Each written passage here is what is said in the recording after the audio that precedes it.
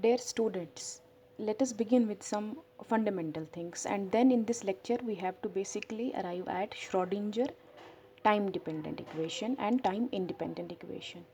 But since you are beginners in quantum mechanics, we will begin with certain fundamental and important concepts. Suppose you have a quantity x which has a number of values, say x1, x2, x3, and so on. So if I ask you to find its mean, you say that it is x bar is equal to x1 plus all the values up to xn divided by n. As simple as that.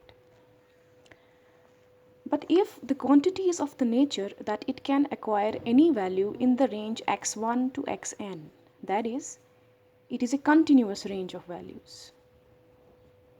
Continuous range. So in that case, n tends to infinity.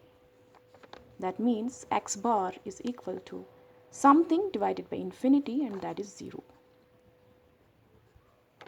This result is obviously not true because we understand that this quantity, which is of a continuous nature, does have some central value, some most probable value, some average value. But by a conventional concept, we are not able to acquire that. So we shift our understanding from average value to expectation value. Expectation value. And how do we define an expectation value? It is defined as, it's put in the braces of this kind. It is integral psi star x psi d tau. This x is of course the observable that you know, say position. We know that in physics, observable is any quantity that can be measured. It can be position, momentum, velocity, and so on.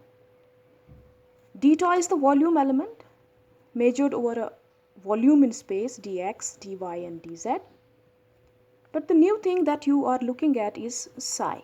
This psi is called as wave function.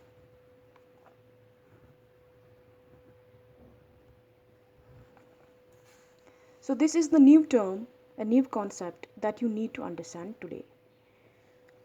It's not a big deal to go through this psi. It is merely an auxiliary quantity. Auxiliary, I should call it a mathematical quantity,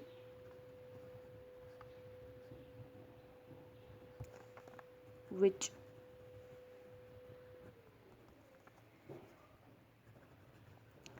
facilitates or eases our calculations and computations in relation to experimental results.